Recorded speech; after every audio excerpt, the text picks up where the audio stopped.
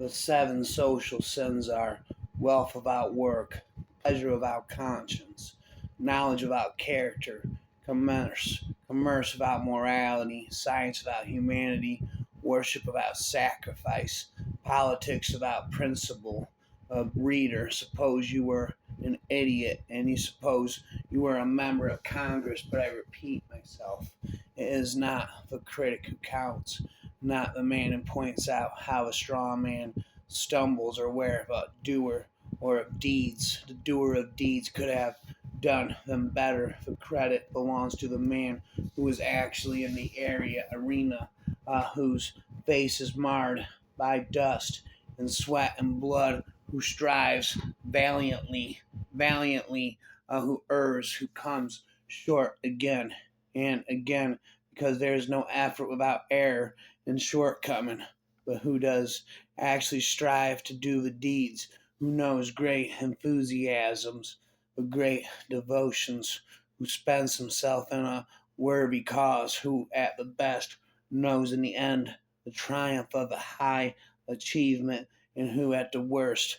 if he fails, at least fails while daring greatly, so that his place shall never be with those cold and timid souls who neither know victory nor defeat, loyalty to country, always loyalty to government when it deserves it.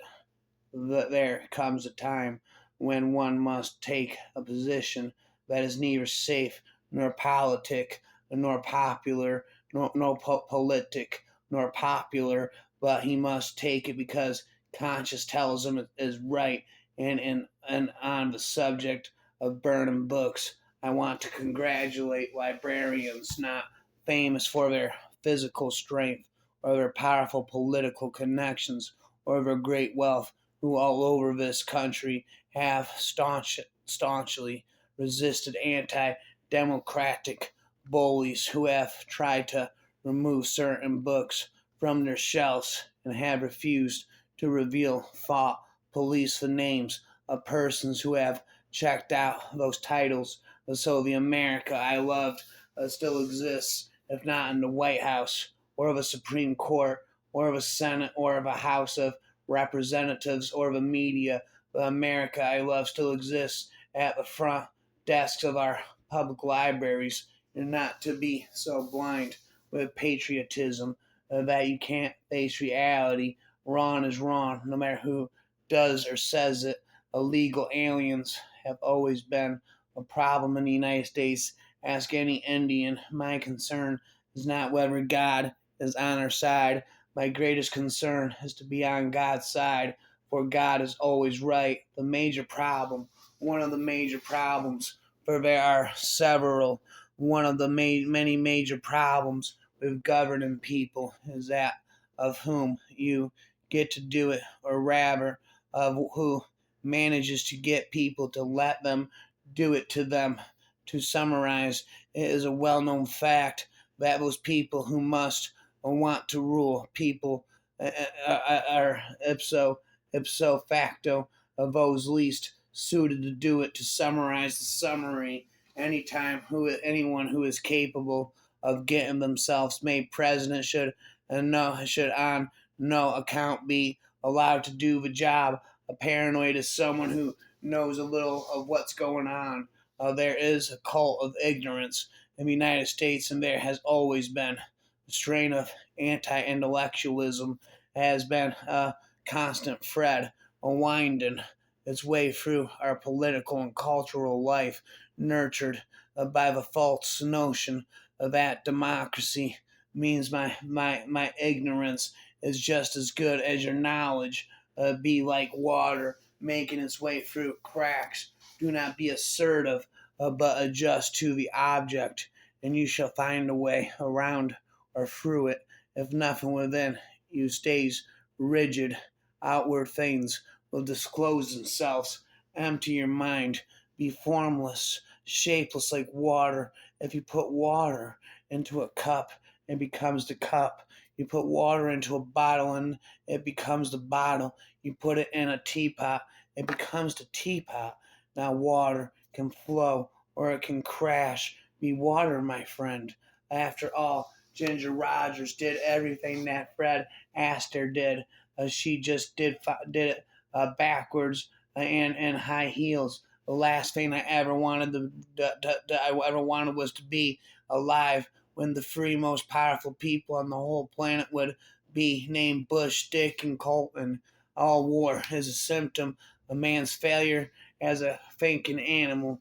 Politics is the art of looking for trouble, of finding it whether it exists or not, diagnosing it incoherently, incorrectly, and applying the wrong remedy.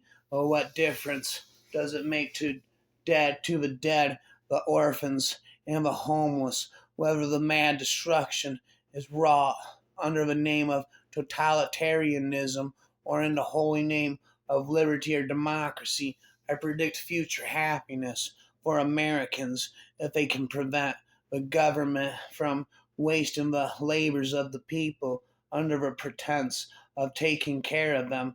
The first duty of a man is to think for himself. The smallest minority on earth is the individual. Those who deny individual rights cannot claim to be defenders of minorities. In politics. Stupidity is not a handicap.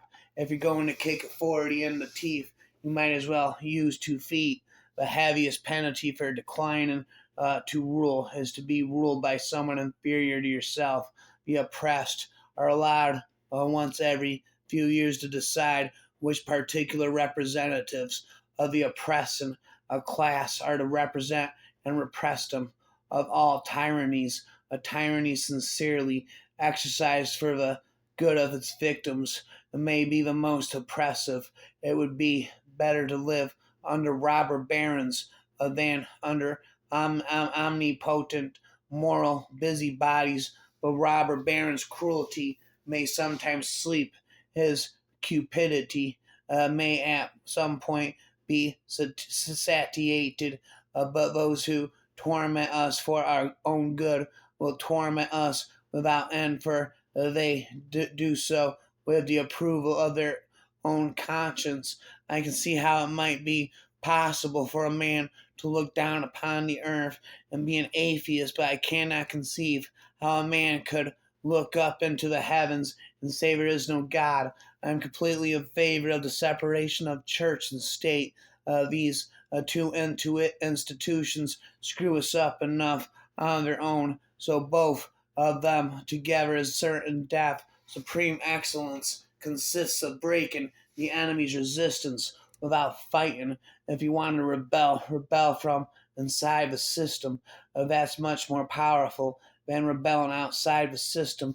Every gun that is made, every warship launched, every rocket fired signifies, in the final sense, a theft from those who hunger and are not fed, those who are cold and are not clothed. The world in arms is not spending money alone, it is spending the sweat of its laborers, of the genius of its scientists, the hopes of its children. This is not a way of life at all in any true sense. Under the clouds of war is humanity hanging on a cross of iron. Sometimes people hold a core of belief that it is very strong when they are presented with evidence that works against the belief. That belief anew, evidence cannot be accepted. It would create a feeling that is extremely uncomfortable, called cognitive dissonance, and because it is important to protect the core belief, they will rationalize it, ignore and even deny anything that doesn't fit in with the core belief.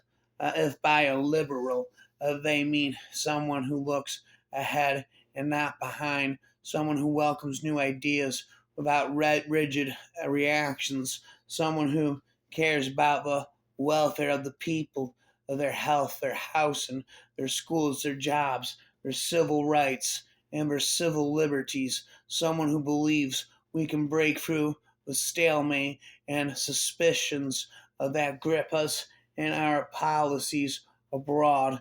If that is what they mean by a liberal, then I'm proud to say I'm a liberal.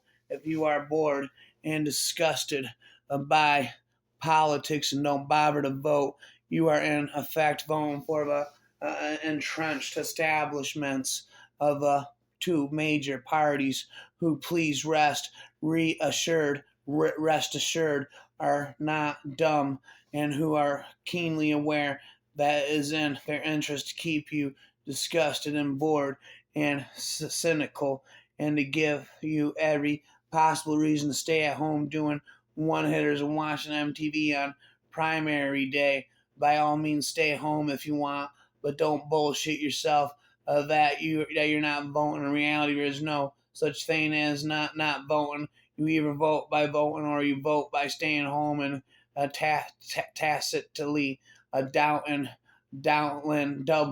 the value of some diehard's vote. Too bad that all the people who knew how to run the country are busy driving taxi cabs and cutting hair. The greatest and the most powerful revolutions often start very quietly, hidden in the shadows. Remember that. In science, it often happens that scientists say, that's a really good argument. My position is mistaken, and then they would actually change their minds, and you never hear that old view from them again. They really do it, and it doesn't happen as often as it should because scientists are human, and change is sometimes painful, but it happens every day. I cannot recall the last time something like that happened in politics or religion. If we citizens do not support our artists, then we sacrifice our imagination on the altar of crude reality, and we end up believing in nothing and having worthless dreams. It seems.